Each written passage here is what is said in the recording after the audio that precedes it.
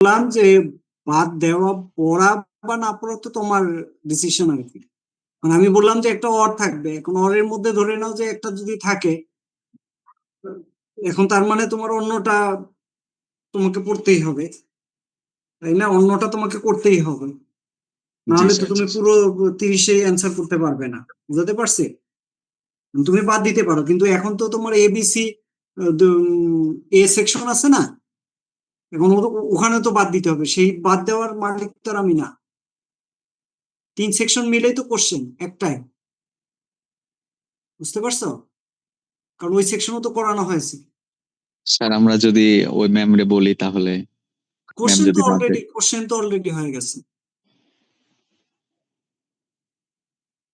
Question তো হয়ে গেছে, এখন তো আর কমানোর সুযোগ নেই। এখন তুমি যেটা করতে পারো যে না স্যার, আমি বলেছি যে তোমার টার্গেট খেয়াল করো, যে আমি হয়তো 30-এ অ্যান্সার করতে পারি বা না পারি, যতটুকু পারা যায়। তো এখন তোমার হলো যে সব করলা কিছু মনে রাখতে পারলা না, তাহলে তো হবে না। তোমার কাছে যা যা মনে হয়, হয়তো একটা অঙ্ক বাদ যাবে, 25 অ্যান্সার করবো, তাহলে আহ, অন্তত 25-এ যাতে 25 পাই, তাই না? নাহলে তো হয়তো 22, কিছুতে একটা অ্যান্সার করবো। আমার অঙ্ক তো হইলে পুরো মার্কস, কাজে আমি কোনটা অ্যান্সার করব কোনটা করব না, এখন খেয়াল করো আমার ম্যাট্রিক্স এর মধ্যে কি আছে। ম্যাট্রিক্স এর মধ্যে কি আছে? Inverse matrix. জি ইনভার্স স্যার, ম্যাট্রিক্স তোমরা ইনভার্স আছে। ইন্টারমিডিয়েটে শিখেছো, এখানে এটা কঠিন কিছু না, তাই না? যদিও অনেকে ভুল করেছো এই কোফিশিয়েন্ট বের করতে, কমপক্ষে আমি খাতা দেখছি, মার্কসটা হয়তো দিয়ে দেবো এর মধ্যে। তো ওই আহ, অনেকেই এগুলা বের করতে গিয়ে অনেকে প্লাস মাইনাসে ভুল করেছো। হ্যাঁ, প্লাস মাইনাসে বেশি এই ভুলটা হয়েছে। ডিটারমিন্যান্ট বের করতে যোগ বিয়োগে ভুল করেছে অনেকে। একজনের আবার জিরো আসছে তারপরও বের করছে। তো এরকম ইস্যুস আছে, কাজে ওইটা সুন্দরভাবে করা। এখন এই ইনভার্সটা কোথায় ব্যবহার হবে বা কি হবে সেটা তো আলাদা। তো ইনভার্স ম্যাট্রিক্স দিয়ে আমাদের একটা অঙ্ক হতে পারে, ম্যাট্রিক্স এর মধ্যে কি। তারপরে এইখানে সিস্টেম অফ ইকুয়েশনের মধ্যে তো আমি এই যে এই ধরনের, তো এগুলো তো একই ধরনের। তুমি যদি একটা শেখো, ইউনিক সলিউশন কখন হবে, নো সলিউশন, মোর দেন ওয়ান সলিউশন কখন হবে, তো এটা তো তোমার হলো যে এখানে যতগুলি আছে সবগুলি তো করার দরকার হয় না, শুধু নিয়মগুলো যে কখন কি লাগবে না লাগবে, তাই না? আমি দুই ধরনের দেখতেছি, দুই ধরনের। আর হলো আমরা এই যে ফ্রি ভেরিয়েবল দিয়ে করা, হ্যাঁ, এটা তো একই। তো এইখানে আছেটা কি, ইনভার্স ম্যাট্রিক্স এর ব্যবহার, সেটা আমরা এখন একটু দেখব। আহ, এই যে এখানে একটা আছে, হ্যাঁ, যে solve the following equations using inverse matrix. ঠিক আছে, ইউজিং ইনভার্স ম্যাট্রিক্স। তো এখানে আমরা যদিও এখানে করেছিলাম, হয়তো অঙ্কটা করা হয় নাই। এখানে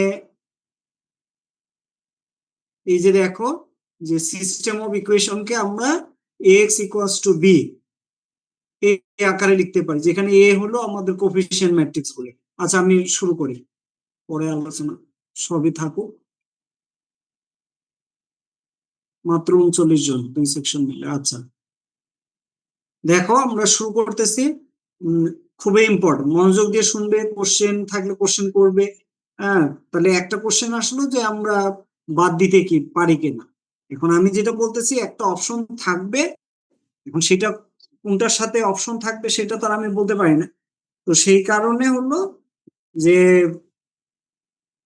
পড়বে কি পড়বে না তোমার ডিসিশন, হয়তো ওইটা না পড়েও তুমি 30 অ্যান্সার করতে পারবে, অন্যগুলো যদি তুমি সুন্দরভাবে করতে পারো বা বুঝতে পারো, তাই না? আবার ওইটা পড়েও হয়তো তুমি যদি ঠিক মতো অঙ্ক করতে না পারো, তাহলে অ্যান্সার করতে পারবে না। আচ্ছা, লাস্ট ক্লাসে যেটা আমি বলেছিলাম এক সেকশনকে বোধহয়, সেটা হলো যে হয়তো আমার 5-7 মার্কেট, মানে ধরে নাও যে টোটাল কত, একটা যদি অর থাকে তার মানে আমার 40, 40-এর মধ্যে আমার হয়তো 8-10 থাকবে কি কি বললে তোমার হলো ডেফিনেশন। ঠিক আছে, তো সেই ডেফিনেশন গুলি এখন পড়বে কি পড়বে না, সেটাও ওই যে বললাম তোমাদের সিদ্ধান্ত। ছোট ছোট, হ্যাঁ, যে ডিফারেনশিয়াল ইকুয়েশন বলতে কি বুঝো, ইন্টিগ্রেটিং ফ্যাক্টর বলতে কি বুঝো, এরকম ইন্টিগ্রেটিং ফ্যাক্টর কি, সেগুলি তোমার হলো যে কেউ যদি ভালো পারো, হ্যাঁ, একেবারে হুবহু এরকম লিখতে হবে তা না, তুমি যদি অন্তত লিস্ট বুঝাতে পারো যে না এটা, তাহলে হবে। তার নিজে ডেফিনেশন থেকে কত মার্ক থাকবে বললেন? আমি বললাম যে আমার যেহেতু একটা অর থাকবে তার মানে 40, তাই না, 40-এর মধ্যে হয়তো 7-8 থাকতে পারে, ঠিক আছে। জি ওই যে স্যার, বললাম বুঝছি। যে আমি দেই না কিন্তু ম্যাডাম দেয়, সেটা আমি কনফার্ম করলাম যে ডেফিনেশন থাকবে। এখন পড়বে কি পড়বে না সেটা, এখন আসো আমাদের হলো যে বাদ দেওয়া না দেওয়া সেটাও তোমরা সিদ্ধান্ত নিবে। আমি যেটা বলবো যে যে একেবারেই পারো না, একেবারে নির্দিষ্ট হবে যে না আমি ইনভার্স ম্যাট্রিক্স তো পারি, আশা করি সবাই পারার কথা, তাই না, তাহলে ইনভার্স ম্যাট্রিক্সের যে অঙ্কটা আসবে বা এটার ব্যবহার দিয়ে যে অঙ্ক আসবে সেটা যাতে আমি পারি, তাহলে সেই ধরনের আমি এক্স্যাক্টলি হয়তো করাই নাই, ওই সেকশনে করিয়েছে, সেটা হলো এই যে এই অঙ্কটার মতোই, এখানে শুধু solve the following equation using the inverse matrix, ঠিক আছে, ইউজিং দ্য ইনভার্স ম্যাট্রিক্স। তো এখানে যেটা যে এই ইকুয়েশনটাকে আমরা কি লিখতে পারি, একটু সংক্ষেপ করা যেতে পারে যে the given equations can be written in matrix form, একবারে এই যে 2 নাম্বার ax ইকুয়ালস টু এল বা বি, আমরা হয়তো এখানে যখন করিয়েছি তখন ax ইকুয়ালস টু বি লিখেছি, তোমরা যেটা বুঝো। হুম, কোথায় গেল, এখানে আমরা ax ইকুয়ালস টু বি লিখেছি, তো এটা লিখতে পারো, অথবা ax ইকুয়ালস টু এল, এই বইয়ের মতোই লিখতে পারো। এখন হোয়ার এ ইকুয়ালস টু একবারে এরকম লেখার দরকার নাই, এ ইকুয়ালস টু এই যে কোফিসিয়েন্ট গুলো 3, 5, -7, 4, 1, -12, এখানে মাইনাসটা ভুল মানে উঠে নাই, তারপরে 2, 9, -3, আর এক্স হচ্ছে ভেরিয়েবল গুলির ভেক্টর, এটা হচ্ছে column vector x y z, এবং হ্যাঁ বি বাই এল তোমরা যেটা লিখো এটা ইকুয়ালস টু রাইট হ্যান্ড সাইডের 13, 6, 20, এই, তাহলে এই লাইনটা বাদ যাচ্ছে, 1 নাম্বারটা বাদ যাচ্ছে। এরপরে একবারে অতএব D, now D equals to determinant বের করবে। তো এটা একটু ভালো করে বের করবে, অনেকে মানে 5-7 জন ভুল করেছো ডিটারমিন্যান্টটা বের করতে, তাহলে এটা কিভাবে মনে রাখবে, হ্যাঁ, সেটা তোমরা অনেক আগে শিখেছো। এখানে ডিটারমিন্যান্ট আসতেছে 70 নট ইকুয়ালস টু 0, তাহলে now the cofactors of A are, cofactors of A are, এই এত কিছু লেখার দরকার না, কোফ্যাক্টরস অফ এ আর A11, একজন বেশ সুন্দর এরকম ভাবে ডিটারমিন্যান্ট গুলো লিখেছে, প্লাস মাইনাস দিয়ে সামনে ডিটারমিন্যান্ট গুলো লিখে একবারে এখানে যেরকম ভ্যালু লেখা আছে এরকমই লিখেছে দেখলাম। তারপরে A12 যেহেতু এখানে 1 এবং 2 এর যোগফল হচ্ছে 3 বিজোড়, তাহলে মাইনাস একটা দিতে হবে, তারপরে ডিটারমিন্যান্টটা লিখতে হবে।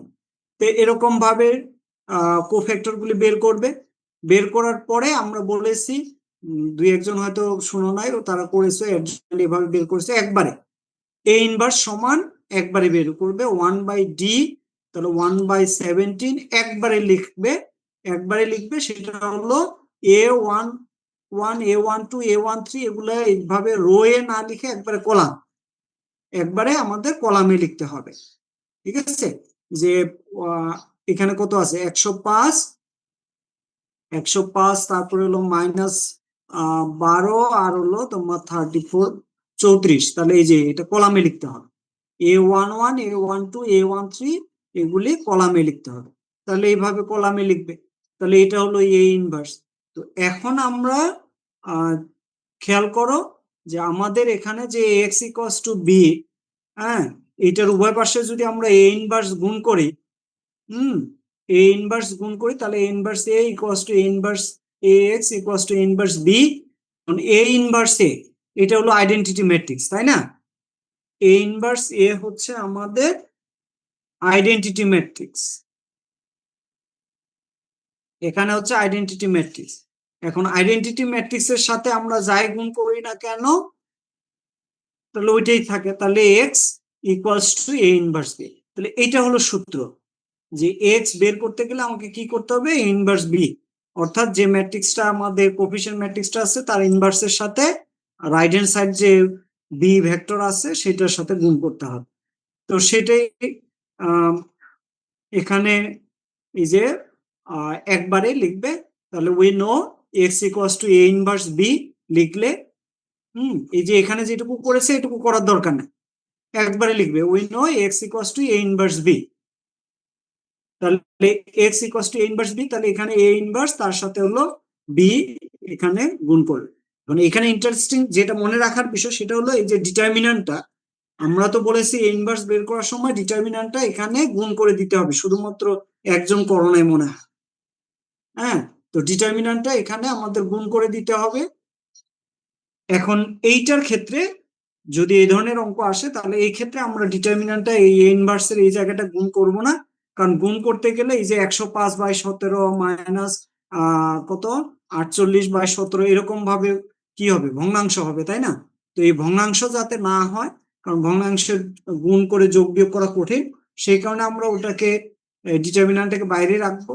রাখার পরে এইখানে যখন এই যে এ ইনভার্স বি, তাহলে এ এবং এই যে ম্যাট্রিক্সটা আছে তার সাথে যে কলাম ভেক্টর এটা গুণ করে এই যে এরকম, হ্যাঁ, গুণ করার পরে খেয়াল করবে একবারে যোগ বিয়োগ করার পরে এই যে যোগ বিয়োগ করলে দেখো এখানে 1734 একটা সুন্দর ফর্ম আসে, তারপর 17 দ্বারা ভাগ করলে 120 চলে আসে। এখন এরকম ভাগ যাবে সব সময় তা তো না, যদি যা ভাগ না যায় তাও এখানে যদি ধরে নাও 17 এর জায়গায় -2 আসে তাহলে -2/17 এই জায়গায় 1 এর জায়গায় -2/17 আমরা লিখবো। লিস্ট আমাদের দশমিকে তো আর লিখতে হলো না, তাই না? তাহলে এখানে আমরা শেষে গিয়ে যা আসবে -2/17 মানে ভগ্নাংশ যদি থাকে ভগ্নাংশ লিখবো, আর যদি এরকম সুন্দরভাবে কাটাকাটি যায় গিয়ে একটা ইউনিফর্ম আসে তাহলে এরকম লিখবো। তাহলে হ্যান্স তাহলে এক্স এর মান হচ্ছে 1, ওয়াই এর মান 2, জেড এর মান 0। এইটা দেখো যে কারো কোনো কোশ্চেন আছে কিনা, যে বুঝতেছো কিনা, যে আমাদের ইকুয়েশন দেওয়া থাকলে আমরা লিখবো যে given equation can be written as একবারে এই যে 2 number equation ax equals to n বা ax ইকুয়ালস টু b, ঠিক আছে? এখন অতএব now d equals to determinant বের করলে এটা যদি নট ইকুয়ালস টু 0 হয়, now the cofactors so the cofactors are of D are বা কোফ্যাক্টরস আর a11 এগুলো বের করলে বের করার পরে একবারে অতএব a inverse equals to 1/d adjoint হবে। তো 1/d অ্যাডজয়েন্টটা একবারে লিখবে, এগুলো লেখার দরকার নেই। নাও ফ্রম ইকুয়েশন এটাও দরকার নেই, একবারে we know x equals to A inverse b, তারপরে এ ইনভার্স বি গুণ করে ভ্যালুটা বের করবে, ঠিক আছে? দেখো আচ্ছা, আরেকটা খেয়াল থাকতে থাকতে আমি করিয়ে নেই, সহজ একটা অঙ্ক ওই সেকশনে করিয়েছে বোধহয়, সেটা দেখো obtain the differential equation of which xy equals to this is a solution where a and b are arbitrary constants। তো এগুলো তো আমরা পড়েছি, এই যে এখানে তো আছে, এগুলো আমরা পড়েছি তাই না? এই যে এগুলো ছিল 1 নাম্বার 2 নাম্বার এগুলো ছিল। এখন এখানে এক্সট্রা একটা অঙ্ক করিয়েছে ওখানে, তাহলে একেবারে সহজ, আমাদের দেওয়া আছে xy equals to this, তা আমরা কি জানি যে এ এবং বি হলো কনস্ট্যান্ট, তাই না? তার মানে আমরা সর্বোচ্চ 2বার ডেরিভেটিভ করতে পারবো। তো প্রথমে আমরা একবার ডেরিভেটিভ করি, এক্স ওয়াই এর ডেরিভেটিভ কি, তাহলে এখানে ইউভি মেথডে এক্স কে ঠিক রেখে ওয়াই কে ডেরিভেটিভ করলে তাহলে ওয়াই 1 হচ্ছে, আবার প্লাস দিয়ে ওয়াই কে ঠিক রেখে এক্স কে ডেরিভেটিভ করলে তাহলে এক্স এর ডেরিভেটিভ 1, তার মানে এখানে ওয়াই হয়ে যাচ্ছে। আবার এখানে এ টু দি পাওয়ার এক্স, এই e to the power x এর ডেরিভেটিভ তো e to the power x. এখন এখানে আছে plus b to the power minus x, এখন e to the power minus x যেহেতু, তাহলে মাইনাসটা সামনে আসবে, তাহলে minus b e to the power minus b e to the power minus x, আর এক্স স্কয়ারের ডেরিভেটিভ হলো 2x। এটা গেল একবার। আরেকবার ডেরিভেটিভ করতে পারবো, এটাকে যদি আবার ডেরিভেটিভ করি x y one, x y one, x y one কে আবার ইউভি মেথডে ডেরিভেটিভ করলে, তাহলে এক্স কে ঠিক রেখে ওয়াই ওয়ান কে ডেরিভেটিভ করলে আমাদের আসতেছে ওয়াই টু। একটু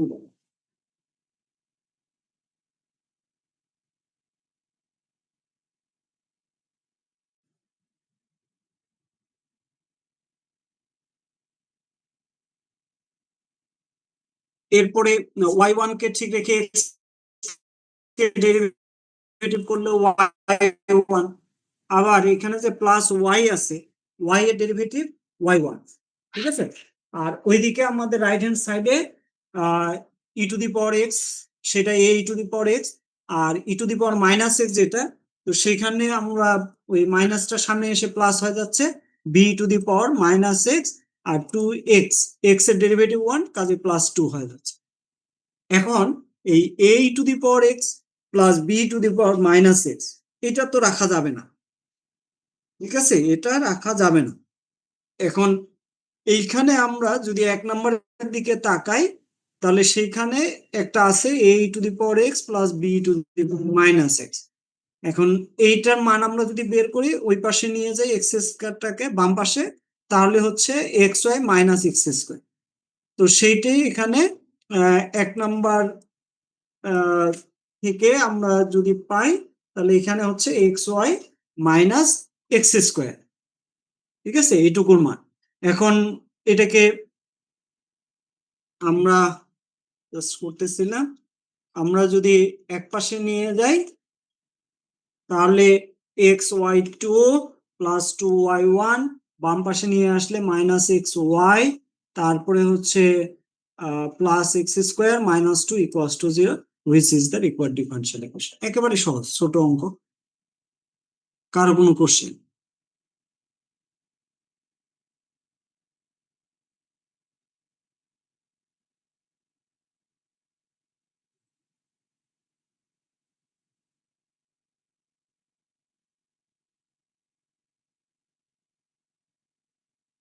আচ্ছা, ম্যাট্রিক্স তো ওখানে দেখাইলাম, আমরা ওটা আসতেছি। আমি যদি এমনিতেই এখানে দেখি, এই তোমরা কি কি বলে সংজ্ঞাগুলি পড়তে পারো, যে ডিফারেন্সিয়াল ইকুয়েশন কি। অর্ডিনারি ডিফারেন্সিয়াল ইকুয়েশন মানে যে ডিফারেন্সিয়াল ইকুয়েশনে a differential equation involving ordinary derivative, তাহলে যে ডিফারেন্সিয়াল ইকুয়েশনের মধ্যে অর্ডিনারি ডেরিভেটিভ থাকবে সেটাই হচ্ছে অর্ডিনারি ডিফারেন্সিয়াল ইকুয়েশন। পার্শিয়াল ঠিক একই রকম, খালি ইনভলভিং পার্শিয়াল ডেরিভেটিভ।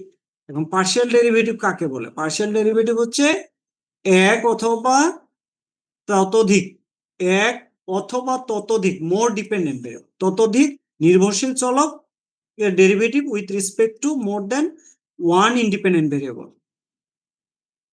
পার্শিয়াল হইলে ইন্ডিপেন্ডেন্ট ভেরিয়েবল একের অধিক হতে হবে with respect to more than one independent variable, আর অর্ডিনারি হইলে with respect to a single independent variable, ঠিক আছে।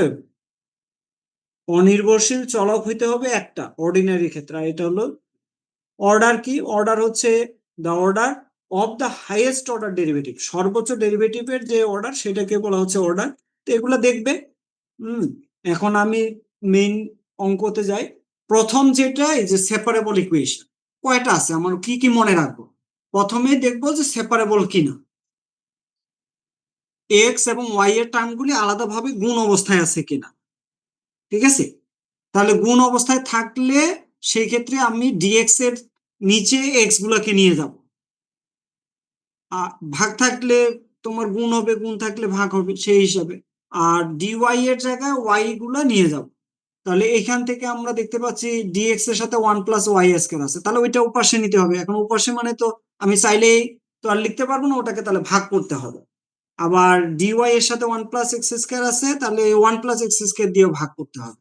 তাহলে তখন এরকম চলে আসে। এরপরে ইন্টিগ্রেশনের সূত্রগুলি মনে রাখতে হবে, সেভাবে করতে হবে। এক্ষেত্রেও তাই। এইটা গেল একটা, যে ইকুয়েশন গুলি সেপারেবল কিনা এটা আমরা প্রথমেই দেখব। এর পরে যেটা আমাদের এক্সাক্ট কি এক্সাক্ট না, দ্বিতীয় ধাপে হচ্ছে এক্সাক্ট কি এক্সাক্ট না।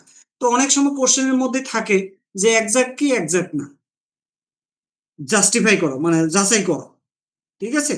এখন যদি এক্সাক্ট কি এক্সাক্ট না এটা যাচাই করতে বলে, তাহলে তো আমাদের সূত্রটা মনে রাখতে হবে। সূত্রটা কি, কি সূত্র মনে আছে? হুম, এক্সাক্টের সূত্র কি, কি দেখে বুঝবো যে এক্সাক্ট কি এক্সাক্ট না? এই যে এটা ডেল এম ডেল ওয়াই সমান ডেল এন ডেল এক্স, এই যে m dx plus n dy, dx এর যে সহগগুলি সেগুলোকে এম ধরবো, ডিওয়াই এর সহগগুলিকে এন ধরবো। ধরার পরে তাহলে ডেল এম ডেল ওয়াই করবো আর ডেল এন ডেল এক্স করবো, দুইটাই যদি সমান হয় তাহলে সেটা হবে এক্সাক্ট।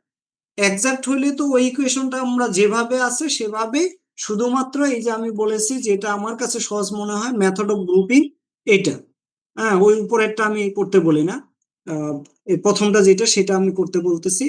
যে এখানে হলো যে যদি এক্সাক্ট হয় তাহলে আমরা শুধুমাত্র এই যে এগুলোকে গুণ করে দিব, হ্যাঁ গুণ করে দেওয়ার পরে যেগুলি এই যে ডিএক্স এর সাথে এক্স আছে, ডিএক্স এর সাথে এক্স আছে, ডিএক্স এর সাথে এক্স থাকবে, তো সেটা আমরা এমনিতে ইন্টিগ্রেশন করা যায়, ডিওয়াই এর সাথে ওয়াই থাকবে, এটাকে ইন্টিগ্রেশন করা যায়।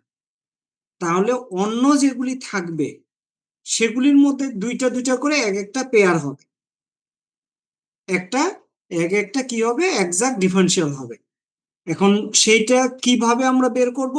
আমরা বের করব হলো সহজ উপায়, ধরে নাও যে আমি প্রথমটা যদি এখানে চিন্তা করি যে এখানে ডিএক্স আছে, তাহলে আমরা এই এক্স স্কয়ার কে ইন্টিগ্রেশন করব। এক্স স্কয়ার কে ইন্টিগ্রেশন করলে কি হয়, কেউ একজন বলো, এক্স স্কয়ার কে ইন্টিগ্রেশন করলে কি হয়?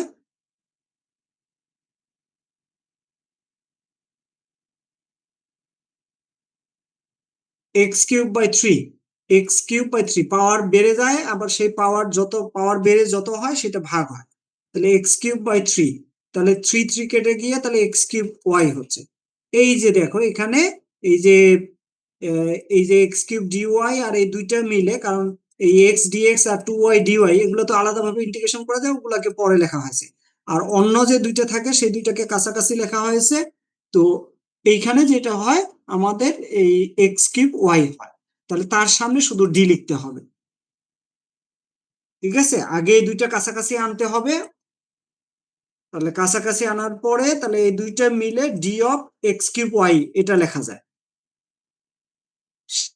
সেটা যদি প্রথমটা দেখে বুঝতে না পারো পরেরটা থেকে করতে পারো, পরেরটা যে সহজ হবে তা না, এখানে তো একটু সহজ হয়ে যায়, যেহেতু ডি ওয়াই আছে এখানে কোনো ওয়াই নাই, তাহলে ডিওয়াই কে ইন্টিগ্রেশন করলে কি হয়, ওয়াই হয়, তাহলে এক্স কিউব ওয়াই, এই যে এক্স কিউব ওয়াই, এই এটা থেকেও প্রথমটা থেকেও আনা যায় পরেরটা থেকেও আনা যায়, যে কোনো একটাকে।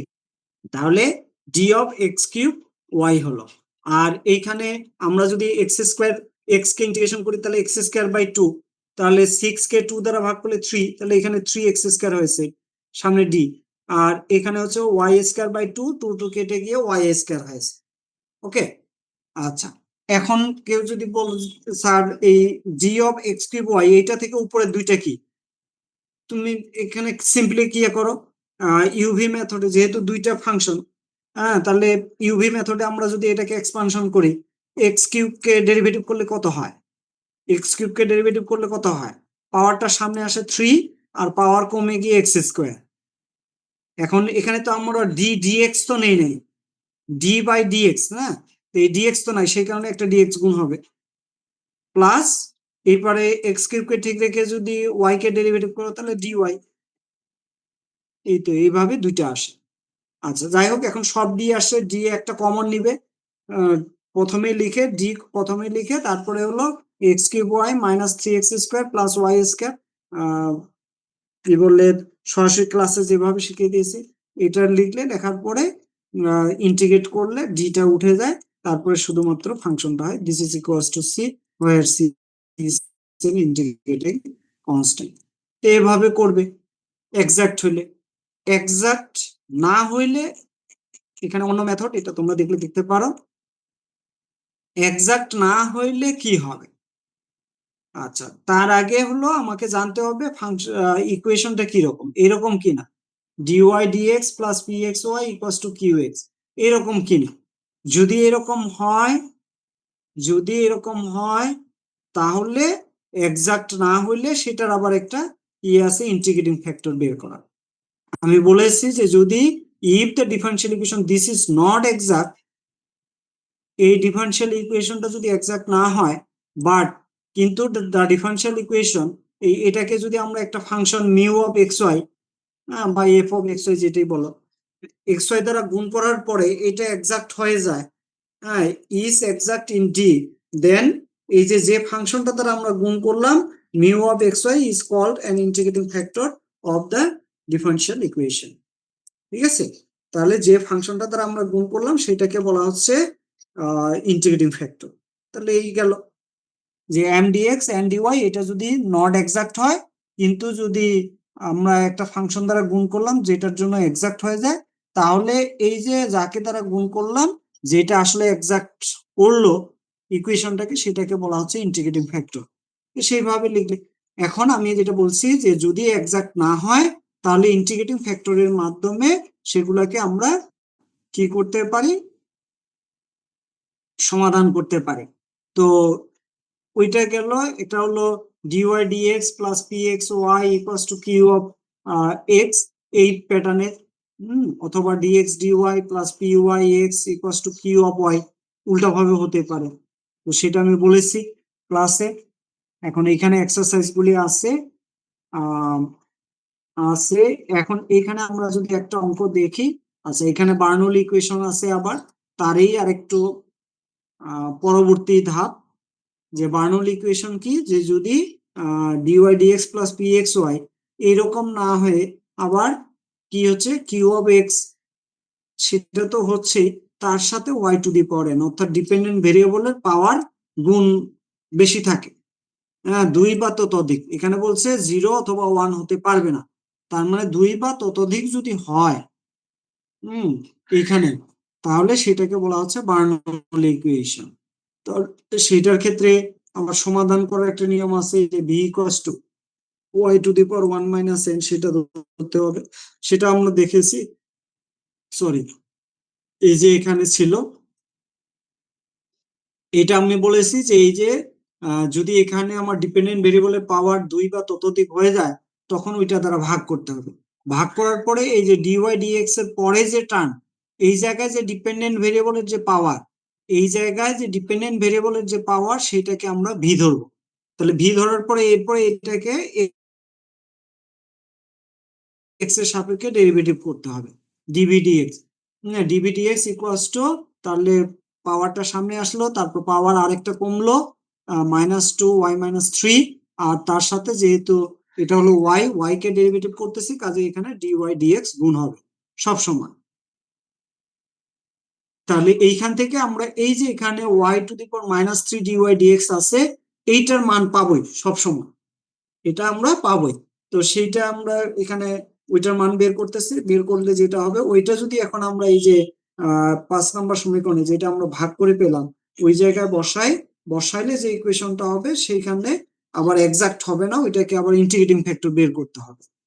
তো এইটার ইন্টিগ্রেটিং ফ্যাক্টর হলো আমরা এই যে px, integration of e to the power px dx, এখানে আমার পিএক্স হলো -2 ডিএক্স, তাহলে ই টু দি পাওয়ার -2x, এইটা দ্বারা গুণ করতে হবে এই যে যেটা আসলো 6 নম্বর ইকুয়েশন। এখানে এইটাকে গুণ করার ফলে এই যে বাম পাশে এখানে যত, আমি বলেছি যে শুধু 2টা না 3টা 4টা টার্মও যদি থাকে বাম পাশে, সেই ক্ষেত্রে আমাদের যেটা হবে এই যে নিচে এখানে ডিডিএক্স এই ইমপ্লাইজ দেওয়ার পরে যেটা দাঁড়াবে সেটা হচ্ছে integrating factor into dependent variable. এখন ডিপেন্ডেন্ট ভেরিয়েবল এখানে ভি, কেউ যদি জেড লেখে তাহলে জেড, তাহলে এখানে অথবা ডিপেন্ডেন্ট ভেরিয়েবল যদি এক্স হয় তাহলে এক্স, তাহলে এইখানে আমাদের কি হচ্ছে ডিভি ডিএক্স হচ্ছে। ডিভি ডিএক্স এর এই জায়গা বাম পাশের এই জায়গাটা d dx of integrating factor into v equals to right hand side. এরপর ইন্টিগ্রেশন করলে যেহেতু রাইট হ্যান্ড সাইডে যে টার্মটা আছে এটা আমরা একবারে এখানে লিখতে পারতেছি না, সেই জন্য এটাকে আমরা কি সেটাকে আমরা ইউবি মেথডে ইন্টিগ্রেশন করে তারপরে ফর্মুলাটা এখানে যেটা আসবে সেটা এই অবস্থায় রাখবো, যেটা এখানে যেহেতু ই টু দি পাওয়ার -2x ভাগ যায় তাহলে which is the required solution. এরকম তাহলে প্রথমে হলো সেপারেবল, পরে হলো আমাদের এক্সাক্ট হলে ওই নিয়মে করব, এক্সাক্ট না হলে ইন্টিগ্রেটিং ফ্যাক্টর বের করে করব, ঠিক আছে। আর বার্নৌলি ইকুয়েশন হলে আমাদের আরেকটা ধাপ বেশি করতে হবে, সেটা হলো যে ভি ইকুয়ালস টু এই পার্টটা এখানে বেশি, এই ট্রান্সফরমেশনটা ভি ইকুয়ালস টু এই যে ওয়াই টু দি পাওয়ার -2 অথবা 10y আমরা করেছি, তাই না? সেই অঙ্কগুলি আছে, সেগুলো দেখবে। এই তো এরপরে না আমরা ওই দিকে গেছি, কি বলে আর কি ছিল, তারপরে আমরা formation of A differential equation যেটা একটু আগে করলাম, আর তারপরে হলো আমাদের আনডিটারমিন কোফিশিয়েন্ট। আর গতকালকে লাস্ট লেকচারে আমি করেছি হোমোজেনাস ইকুয়েশন। দেখো কারো কোনো কোশ্চেন জানার যদি কিছু থাকে। আচ্ছা, ও ম্যাট্রিক্সের যেটা আমরা এখানে বললাম যে পরে আসবো, এই যে এই চারটা system of linear equation, inconsistent, consistent. Inconsistent হলে নো সলিউশন, আর কনসিস্টেন্ট হলে ইউনিক সলিউশন। ইউনিক সলিউশন অথবা ইনফাইনাইট নাম্বার অফ সলিউশন, এটা মনে রাখতে হবে। এইখানে যেটা যে আমাদের সিস্টেম অফ ইকুয়েশন কতগুলি দেওয়া আছে, আমাদের সিটিতেও আসছে, তাই না? আহ, তো সেখান থেকেও দেখতে পারো যে ওখানে কি আসছিল সেই ধরনেরও। তাহলে এইগুলাকে আমরা এই যে এখানে তো সবে রো রিডিউস, তাই না? যতগুলো আছে সবে রো রিডিউস করার পরে এই ফর্মে নিয়ে আসতে হবে। হ্যাঁ ওসমান কিছু বলবে? বলো।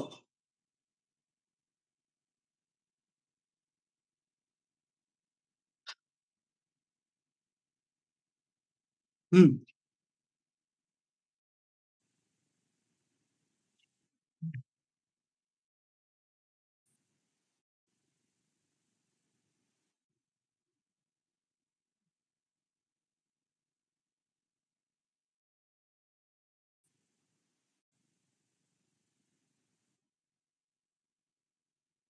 কয়েকজন পারছে মনে হয়, মোটামুটি কাছাকাছি গেছে, 2 জন বা 3 জন। ওই ওই সেকশন থেকে তো ওকে ওই যে কোন সেকশন যে ছিল ওটা, হ্যাঁ বাকের বাকের, তো নিজেও জানে না, বলতে চায় না, আছে নাকি বেশিরভাগই বাকে? স্যার পারেনি স্যার। হ্যাঁ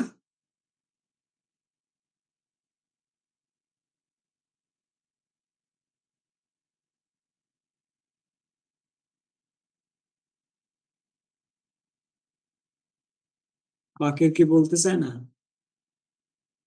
বাকের আছে নাকি?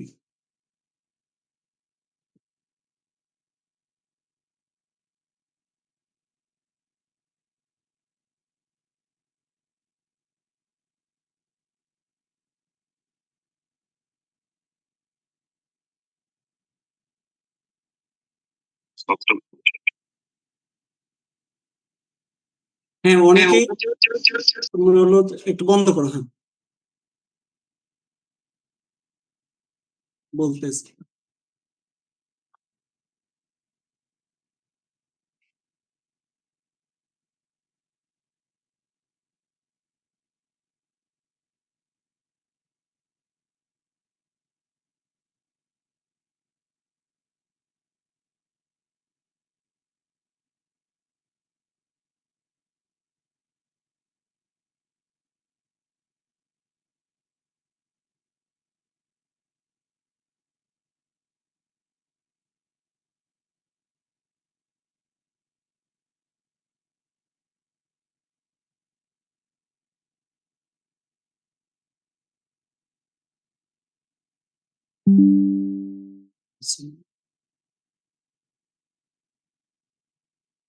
সেটা তো দেওয়া আছে।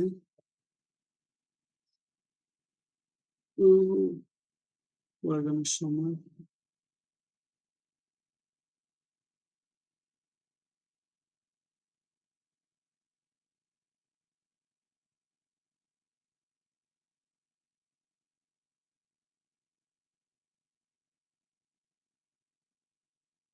আচ্ছা, এখানে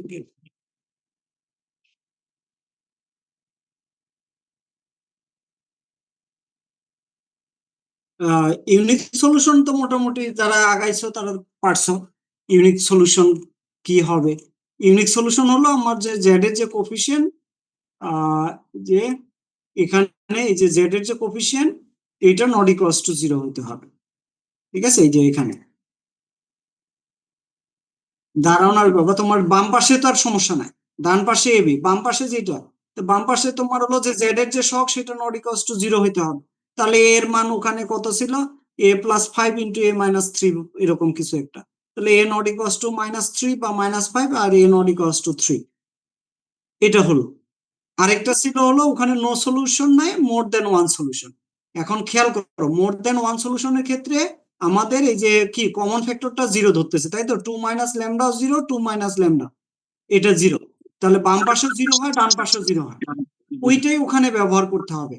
তার মানে আমাকে আহ কি বলে, মোর দেন ওয়ান সলিউশন হতে গেলে বাম পাশের যেটা a+5 ইন্টু a-2, এরকমই কিছু একটা, a+a-3 এরকম ছিল, দিস ইজ ইকুয়ালস টু 0।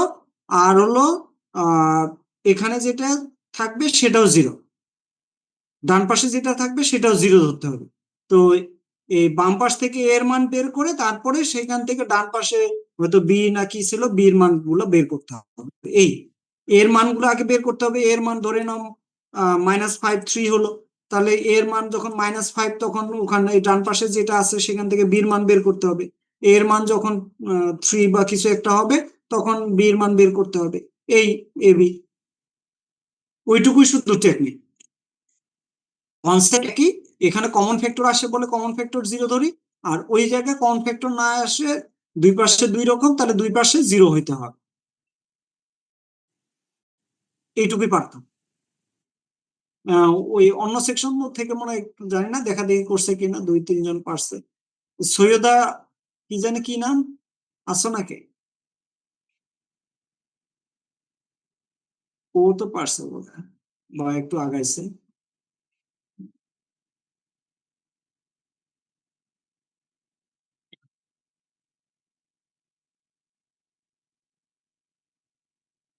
এই যে এরকম, এই যে এরকম, x+ay=4, ax+9y=b। হ্যাঁ, যে ইউনিক সলিউশন থাকবে, আর হলো তোমার হলো এ বি বের করতে হবে, মোর দেন ওয়ান সলিউশন। তো এরকম আসছে, তাই না? এই যে আমরা যদি শুধু লাস্টের ইকুয়েশনটা দেখি, জেড যে এটা এরকম 9 - a²y=b-4a, ওখানে তো তিনটা ইকুয়েশন ছিল। তো এখানে আমাদের ইউনিক সলিউশনের জন্য কি 9 - a² ≠ 0 হবে, তার মানে a ≠ +-3 হবে। আর মোর দেন ওয়ান সলিউশনের জন্য এই 9 - a², এটাও 0 ধরতে হবে। তাহলে এর মান তখন আসতেছে, এই যে এখানে বলছে the left hand side is 0 when a = +-3। এখন আবার রাইট হ্যান্ড সাইড যেটা আছে b-4, ওইটাও 0 হইতে হবে। এই যে দেখো, the right hand side is 0, এখন এর মান 3 হলে তখন বি এর মান আসতেছে 12। আবার এর মান তো -3, হ্যাঁ, তাহলে এর মান -3 হলে বি এর মান কত আসবে? -12। তাহলে এটাই অ্যান্সার হবে, এই 312 -3 -12। এটা গেল হচ্ছে মোর দেন ওয়ান সলিউশন। আর ইউনিক সলিউশনের জন্য তো তোমার সবসময় একই। ওকে, দেখো ক্লিয়ার কিনা যেটার কথা তোমরা বলছো। আচ্ছা, এখন এইখানে যে একটা, যেটা করা হয় নাই, এখানে আছে মনে হয়,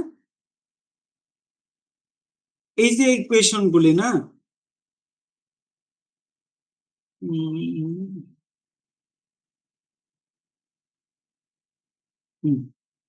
এই যে ধরে নাও যে যদি এই ইকুয়েশন গুলি তোমার সমাধান করতে বলো, আমরা তো একটা করেছি একটু আগে, আরেকটা করলাম ইনভার্স ম্যাট্রিক্স এর মাধ্যমে। এখন ধরে নাও যে এই যে এ নাম্বার যেটা প্রথমটা, এটাকে যদি সমাধান করতে বলে, কিভাবে সমাধান করব?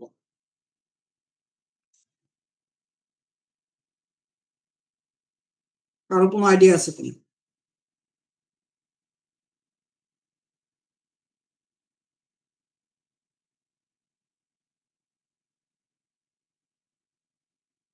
কেউ একজন? কিভাবে করা যেতে পারে এ নাম্বার? অন্যটা তো হয়তো পারবে।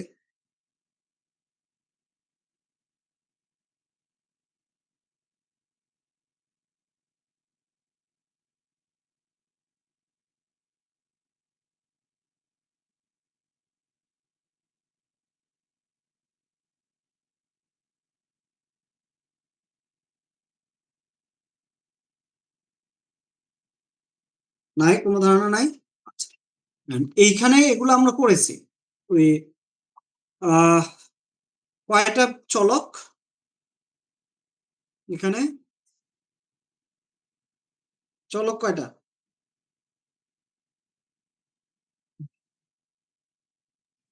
পাঁচটা। কি সবাই কি অ্যাড হয়ে চুপচাপ আছেন?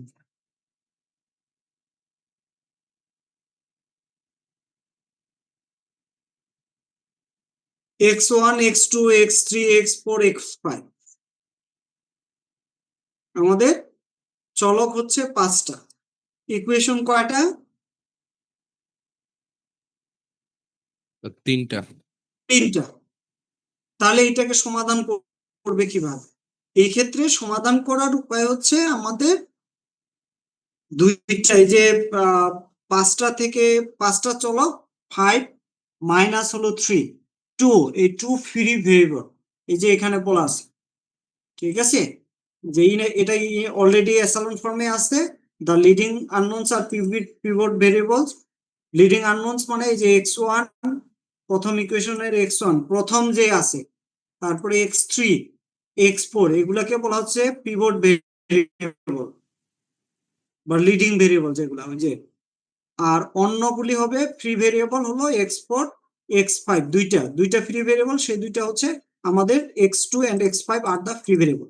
এগুলোর মান ইচ্ছা মতো নিতে হবে। এই যে দেখো x2 মানে এ ধরে নিয়েছে, x5 বি ধরে নিয়েছে, ইচ্ছা মতো কনস্ট্যান্ট আর কি। এখন যদি নির্দিষ্ট ধরতে চাও তাহলে তো ধরে নাও কেউ ধরলো যে 1 0, x2 মান 1 ধরলো, x5 এর মান 0 ধরলো, তাই না? এটা না করে এখানে একটা কনস্ট্যান্ট ধরে নিয়েছে, দুইটা ভিন্ন ভিন্ন কনস্ট্যান্ট ধরে নিয়েছে, ধরার পরে তারপরে সমাধান করেছে। সমাধান কি? x5 তো তোমার বি ধরা হলো, তাহলে x4 equals to 1 plus 2b। তারপরে এখানে x4 এবং x5 এর মান বসিয়ে x3 এর মান এ বি দিয়ে বের করতে হবে। তারপরে আমার এখানে x2 এর মান এ ধরা হয়েছে, আর x3 x4 x5 এর মান এ বি দিয়ে বের করা হলো। তাহলে x1 এর মানটা এই যে বের করে, হ্যাঁ, এখানে যে x1 এর মান হলো 3/2a প্লাস 7b প্লাস 15। তাহলে অতএব এই যে ইউ ইকুয়ালস টু, অর্থাৎ x1 x2 x3 x4 x5, এই যে এখানে যেটা আসছে এটাই হচ্ছে আমাদের is a parametric form of the general solution. এখানে এ বির মান এখন কেউ ইচ্ছা মতো, তোমরা যদি ধরো কেউ 1 ধরো, কেউ 0 ধরো, -1 ধরো, 1 ধরো, বা 2 ধরো, 3 4 যা খুশি ধরো, তাহলে এইখানে বসাইলে তুমি জেনারেল ওই যে সাংখ্যিক যে সমাধানগুলি সেগুলি পেয়ে যাবে, নির্দিষ্ট যে সমাধানগুলি। তো এই ধরনের ক্ষেত্রে আমাদের কি আসে, এই যে এরকম মেনি সলিউশন হবে। হ্যাঁ, তো মেনি সলিউশন কখন হবে? সেটা হলো আমাদের এই যে যখন হবে তখন এইভাবে ফ্রি ভেরিয়েবল ধরে তারপরে সেটা সমাধান করতে হবে, ঠিক আছে?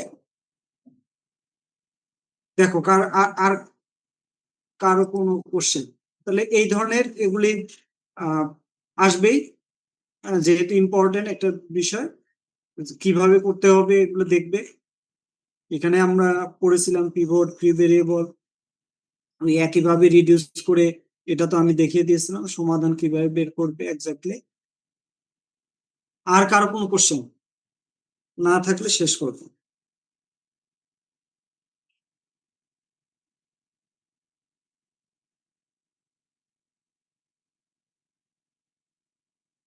হ্যাঁ, কোনটা?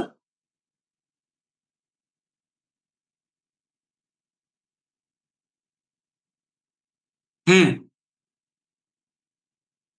হ্যাঁ, এটা তো তোমার হলো যে এটার কিছু করার নাই। যখনই আমার এরকম ফ্রি ভেরিয়েবল মানে তোমার ইকুয়েশন সংখ্যা কমে যাবে, ভেরিয়েবল সংখ্যা বেশি হবে, তখন আর কিছু করার নাই, যতটুকু রিডিউস করার রিডিউস করতে হবে। তো এটা তো অলরেডি রিডিউস করা আছে।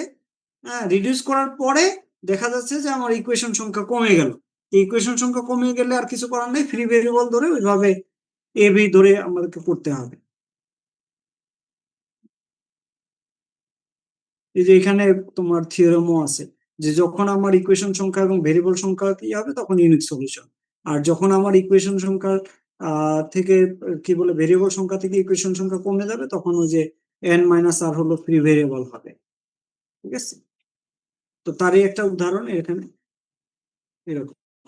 দেখো আর কারো কোশ্চেন না থাকলে শেষ।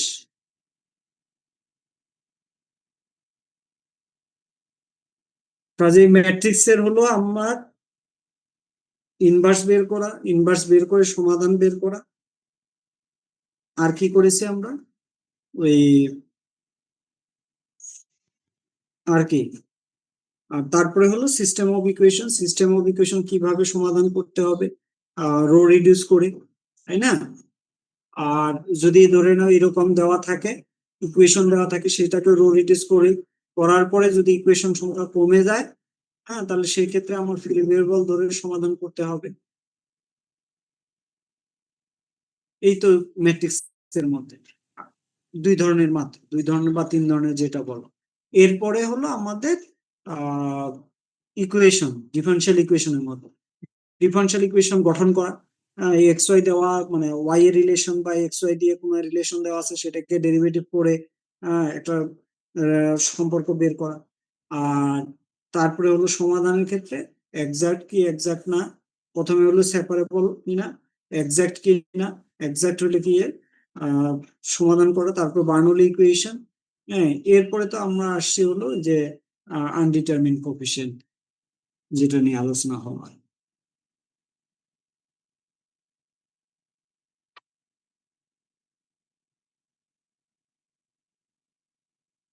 নাই, তাহলে ঠিক আছে, আমি এখন